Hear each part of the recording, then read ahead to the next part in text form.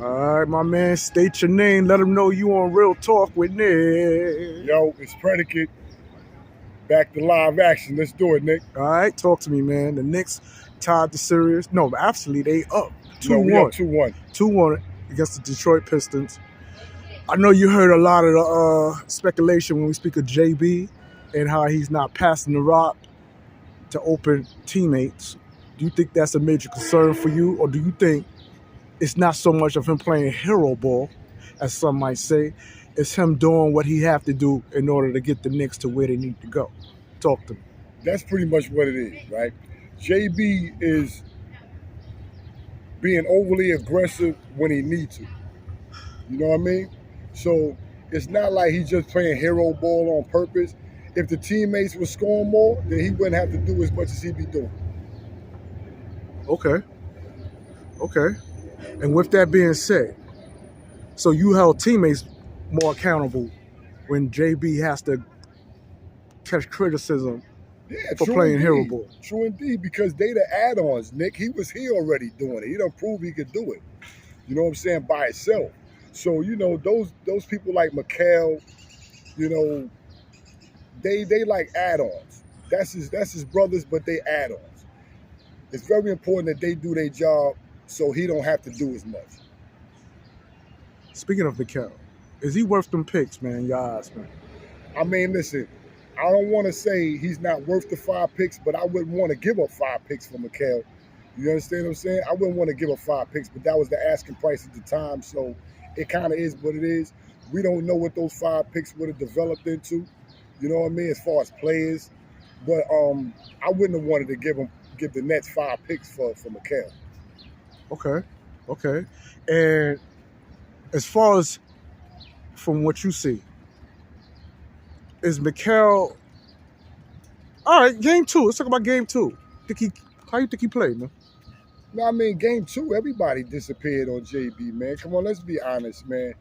A lot of brothers had 10 points in the box score, man. It's obviously they disappeared. You know what I'm saying? JB in game 1, he had 34 and 8, right? Right. Second game, he had 37 and 7. Yeah, him and Carl Anthony Towns combined for 61 points. Last night he had 30 and 9, right? He's doing his job. You understand? He's doing his job. So we can't get mad at JB. The thing is that some people say he overshoots, but you got to understand, when you're down 15 points at home and your brothers can't make a jump shot from 3 or open layup, and you feel like, yo, you know what? I shoot better than everybody else. I'm going to put the game on my shoulders, and I'm going to shoot. So you don't think there's any bad blood between JB and Carl Anthony Towns? No. Nah, those brothers got love for each other. They got nothing but love for each other. Okay. I want to speak about Josh Hart, man. Okay, Mr. Do-It-All. Okay. The steam engine. Who does he remind you of, man? If you was to compare him to another player. I wouldn't compare Josh Hart to nobody else. You know what I'm saying? Like, he get the basketball, he push it. That's why I call him the steam engine. I just don't like when he don't shoot the open 3. When he doesn't shoot the open 3, that's what allows people like Cat, JB to get double teamed. You know what I'm saying? When he won't shoot. When he make that first step and then put his foot back and then shoot, I don't like that. Because he's not being like consistently confident in his 3-point ability. We need him to shoot. Okay. And is DiVincenzo missed, man? Yes. And if so, why? Yes, because what's the void? It's the grit and it's the timely 3-point shooting that he brings to the table.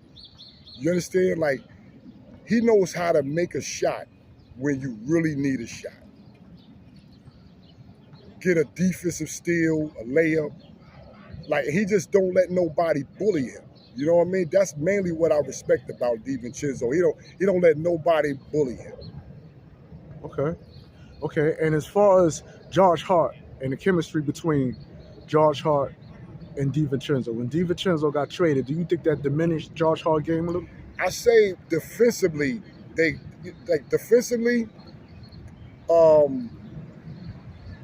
knowing where each other is on the floor, and knowing that each other can guard who they're guarding is like it builds a bigger trust. So they had like a bigger trust, I would say. Now he's trying to work that with Mikal, and sometimes it's kind of like a little off. Some people think it's off between Mikal and OG defensively, but I think it's really Josh Hart and Mikal that's out of whack and out of balance sometimes. You know what I'm saying? Because they be covering for each other because either Josh Hart is too small of a defender at times, you know what I'm saying, and makes the defense kind of crumble at times. Right. Even with his hustle, sometimes we still lack defensively in size.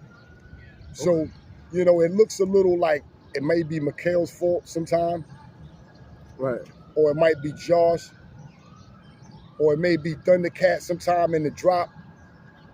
Right. Maybe JB, you know, because of his height. Right. You know what I'm saying? You really don't know. We don't really, to me, I don't think we have like a real strong defensive team.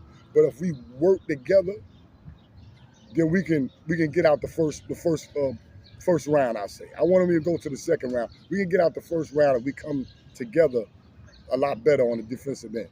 Okay. Now I want to talk to you about Mitchell Robinson, man. It seemed like I seen something out of Mitch that surprised me, and that's toughness. Oh, yeah, he stood up for himself. You saw that, right? Yeah. He stood up for himself, right? And he couldn't be moved. Like, dog tried to move him, and he couldn't even move him. He waved him right? off like, get the fuck out of here. Man, just go ahead, right? So, but the thing that I like that Mitch, well, really the Mitch and Thundercat lineup, right? We get better defensively. I like that. I like when they sit Josh Hart down and bring in Mitch, and it's Mitch and Thundercat, right? Now, at first I had problems with it because if one of them get in foul trouble, now who's coming in off the bench? Now you got to bring in Achua, right? Because there's no more Jericho Sims. So you got to bring in Achua. The coach is not going to bring in Haporti yet because he don't have that trust yet, him coming off an injury.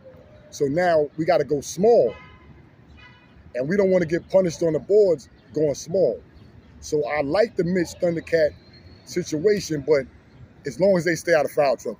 Okay. As long as and JB, man, is JB starting to get a little mud on his shoes, as my wife would say.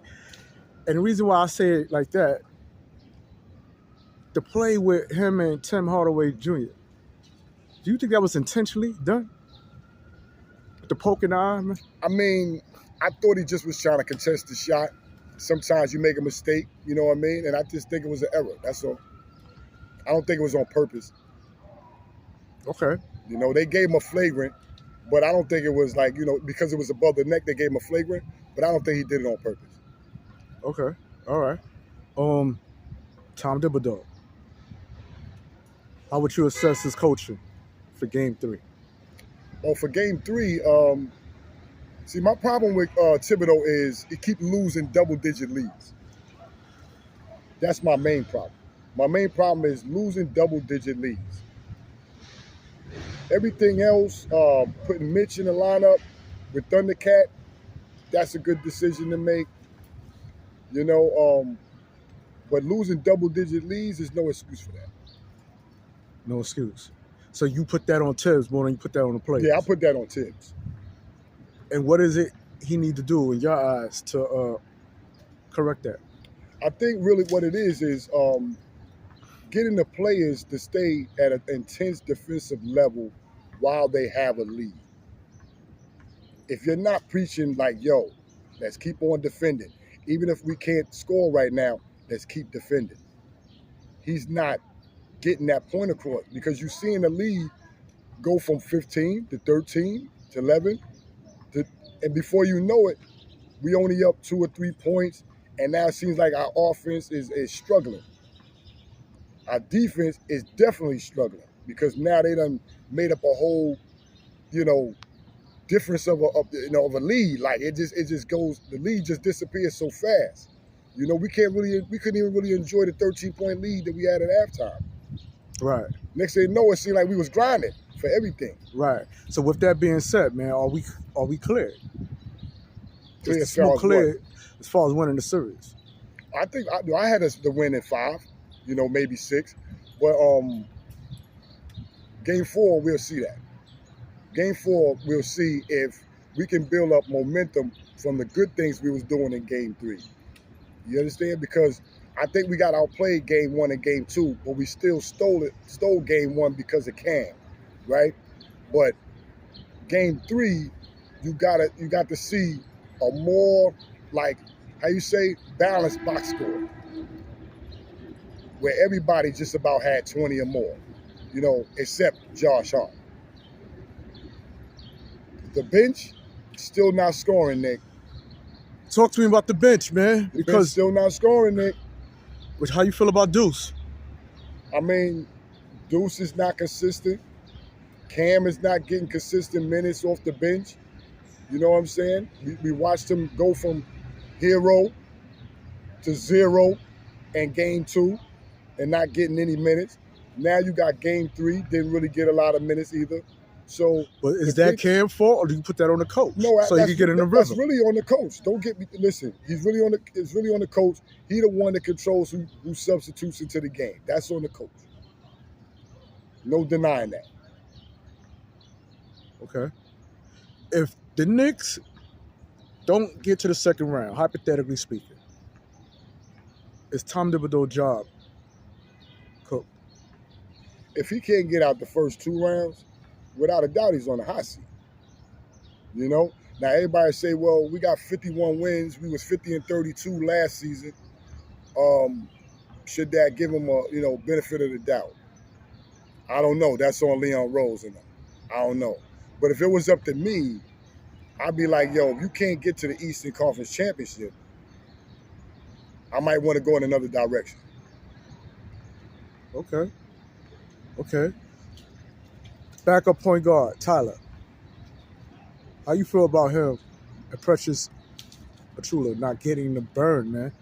No, I mean, well, I always want like a secondary passer in the game when they double team JB, because I think that once they double JB and take the ball out of his hand, he can pass it to a secondary passer, the Tyler Noel, who can then distribute it to OG, distribute to Mikal, Thundercat, and keep the offense going when he gets doubled. But that, that responsibility has fell on Josh Hart. So Josh Hart has kind of turned into the secondary passer. Maybe not the secondary point guard, but the secondary passer in the offense. All right, man. So you say you got the Knicks in 6? I got the Knicks in 5. Oh, 5. Maybe 6. Maybe 6. Maybe 6. All right, man. Before we sign off, let them know who you be one more time, man. Yo, it's Predicate, man. Yo, and I'm out. That's what it is. Peace.